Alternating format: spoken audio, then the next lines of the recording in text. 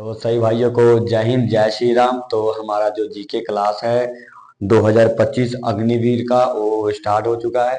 तो हम आज जो हमारे जीके हैं हम फिर पढ़ेंगे और उनका अभ्यास करेंगे। हमारे पास आप सब देख सकते हो कितने जीके हैं। पहले हम पांच पांच करके हम सारे जीके का रिवाइज करेंगे। 2025 में आने वाले जो इम्पोर्टेंट वेरी वेरी इंपॉर्टेंट है, जिसके चांसेस हैं बहुत ज्यादा आने के, हमने वो जीके नोट डाउन किया ब्लैक बोर्ड पे। तो हम चलते हैं इसको रिवाइज करने। तो हमारा जो पहला क्वेश्चन है, फर्स्ट क्वेश्चन है, गोलमेज सम्मेलन कहाँ हुआ था? गोलमेज सम्मेलन कहाँ हुआ था? तो यह आपको अगर पता होगा तो आप बता सकते हो, नहीं तो यहाँ पे हम बता रहे हैं गोलमेज, पहला हमारा जो गोलमेज सम्मेलन था वो कौन से जगह पे हुआ था? तो इसका हमारा जो पहला आंसर है वो है लंदन। लंदन हमारा जो गोलमेज सम्मेलन है वो लंदन में हुआ था। अब आप अगला क्वेश्चन देखो, अगला क्वेश्चन क्या बताया गया है?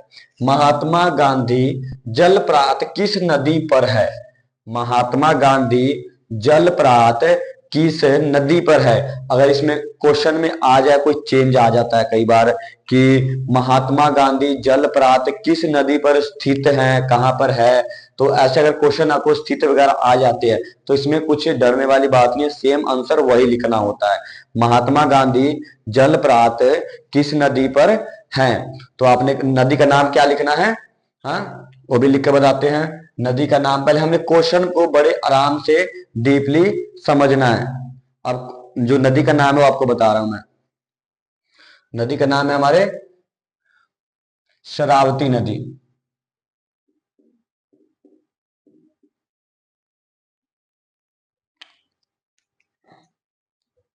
शरावती नदी।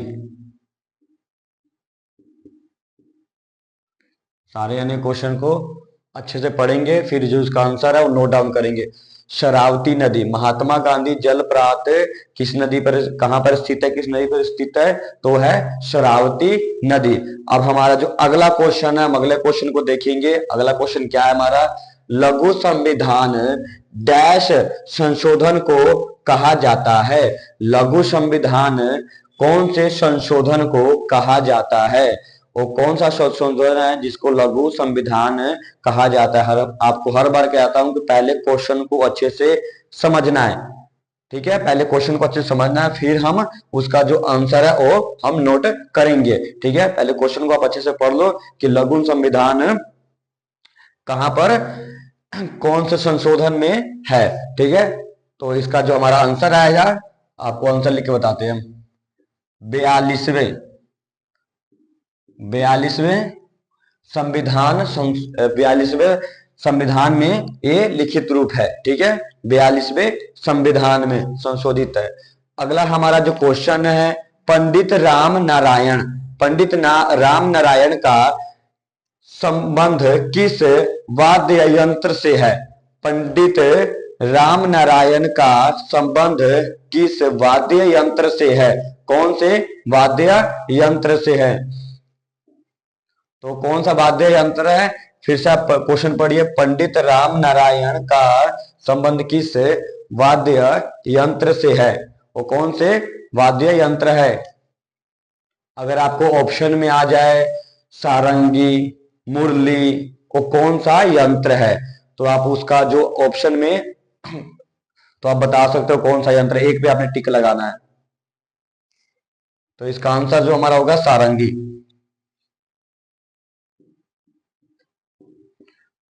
सारंगी। अगर इसमें आपका वीणा भी आ सकता है, वीणा, सारंगी, मुरली, डमरू, वो कौन सा यंत्र है? तो इसमें हमारा जो हमारा राइट आंसर होगा वो होगा सारंगी, ठीक है? सारंगी हमारा यंत्र जो है बिल्कुल राइट आंसर है।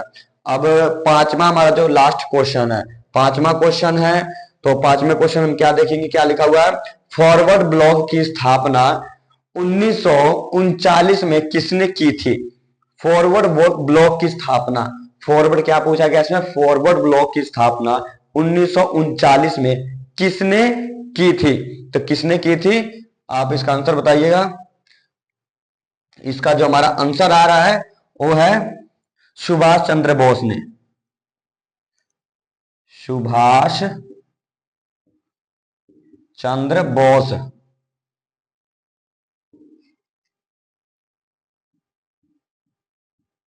सुभाष चंद्र बोस ने की थी। क्या किया था? सुभाष चंद्र बोस ने क्या किया था? फॉरवर्ड ब्लॉक की स्थापना 1939 में सुभाष चंद्र बोस ने फॉरवर्ड ब्लॉक की स्थापना की थी। ठीक है, अब हमारा जो अगला क्वेश्चन है, अब अगला क्वेश्चन हम नोट डाउन करेंगे। हमारे 5 क्वेश्चन जो है बिल्कुल कंप्लीट हो चुके हैं, हम आगे बढ़ेंगे इसके। ठीक है, तो हमारा जो नेक्स्ट क्वेश्चन है 6वां क्वेश्चन है। अब हम 6वें क्वेश्चन पर ध्यान देंगे। ठीक है, और 6वां जो क्वेश्चन है उसको पहले पढ़ेंगे, फिर हम उसके आंसर पे जाएंगे। ठीक है, तो हमारा 6वें क्वेश्चन में क्या लिखा हुआ है? 6वें क्वेश्चन में है कुमार संभव। कुमार संभव महाकाव्य किस कवि ने लिखा था? कुमार संभव महाकाव्य, पहले हम क्वेश्चन को बड़े अच्छे से समझेंगे। कुमार संभव महाकाव्य जो है किस कवि ने लिखा था, किस कवि के बारे में पूछा गया है। तो कौन से कवि थे जो कुमार संभव महाकाव्य लिखे हुए थे? ठीक है, तो इसका हमारा जो आंसर है कालिदास है। ठीक है, हमारा आंसर जो है कालिदास है। सारे यानी कालिदास पे पहले टिक लगाएंगे। कालिदास। ठीक है, कुमार संभव महाकाव्य का रचना किया हुआ था कालिदास ने। अगला जो हमारा प्रश्न है, हमारा 7वां प्रश्न है, 7th। तो 7वें प्रश्न में क्या लिखा हुआ है? नागरिकता। नागरिकता संविधान के लिए किस भाग में वर्णित है? कहने का मतलब है नागरिकता का संविधान है किस भाग में वर्णित है, किस भाग में वर्णन किया गया है, वो कौन सा भाग है? ठीक है, तो ये कौन सा भाग है हमारा? भाग, कौन सा भाग है? भाग दूसरा। दूसरे भाग में नागरिकता का नागरिकता, दूसरे भाग में नागरिकता का संविधान जो है वर्णित किया गया है। तो हमारा जो अगला प्रश्न है, अगले प्रश्न की तरफ हम ध्यान देंगे। हमारा 8th प्रश्न, 8वां। तो हमारे 7 क्लियर हो गए। अब 8वां जो प्रश्न हमारा होने जा रहा है वो है, प्रश्न में क्या लिखा हुआ है? फलोदियानो। फलोदियानो का स्वर्ग किस शहर को कहा जाता है? फलोदियानो का शहर किस, फलोदियानो का स्वर्ग किस देश को कहा जाता है? सॉरी, थोड़ी सी मिस्टेक हो गई। फलोदियानो का स्वर्ग किस शहर को कहा जाता है? ठीक है, अब एक कौन सा शहर है जिनको फलोदियानो का स्वर्ग कहा जाता है? तो वो स्वर्ग के बारे में पूछ रहे हैं, वो कौन सा शहर है जिनको फलोदियानो का स्वर्ग कहा जाता है? तो हमारा जो इसका उत्तर आएगा होगा नई दिल्ली। नई दिल्ली। ठीक है, सभी यानी नई दिल्ली पे टिक लगाएंगे। नई दिल्ली। ठीक है, फलोदियानो का स्वर्ग किस शहर को कहा जाता है? तो हमारा जो है नई Delhi is the right answer. Okay, तो हमारा जो अगला 9वां क्वेश्चन है, अब 9वें क्वेश्चन पे हम चलेंगे। 9वें क्वेश्चन में क्या लिखा हुआ है? 9वें क्वेश्चन में लिखा हुआ है लोगरियम का आविष्कार किसने किया था? किसने किया था? लोगरियम का आविष्कार किसने किया था? तो अब इसका उत्तर क्या होगा? John Napier. जॉन नेपियर ने इसका आविष्कार किया था। लोगेरियम का आविष्कार जॉन नेपर ने किया हुआ था। तो अब इसका आंसर लिखेंगे फटाफट हम। John Napier. John Napier. ठीक है, जॉन नेपियर ने इसका लोगरियम का आविष्कार किया हुआ था।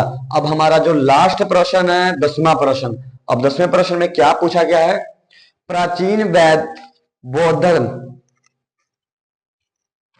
प्राचीन बौद्ध ग्रंथ कौन से भाषा में लिखा गया है? प्राचीन जो बौद्ध ग्रंथ है वह कौन से भाषा में लिखा गया है? तो इसका उत्तर आप लोग अगर पता होगा तो नोट डाउन कर लो, नहीं तो मैं बताता हूं, कोई बात नहीं। प्राचीन बौद्ध ग्रंथ कौन से भाषा में लिखा है? तो हमारा इसका उत्तर आएगा पाली। ठीक है, पाली इज द राइट आंसर। जो हमारा प्राचीन बौद्ध ग्रंथ है वो पाली भाषा में लिखा हुआ है, इतना आपको पता होना चाहिए। पाली भाषा में लिखा हुआ है हमारा जो ये ग्रंथ है। तो हमारे आज टोटल 10 क्वेश्चन कंप्लीट होते हैं। तो इस 10 क्वेश्चन को जो आप नोटबुक में नोट डाउन करना है और इसको रिवाइज भी करना है, ठीक है। हमारे जो अग्निवीर में आने वाले वेरी वेरी इंपॉर्टेंट क्वेश्चंस हैं। ओके, तो हमारे 10 क्वेश्चन कंप्लीट होते हैं। तो आज के लिए सभी को जय हिंद।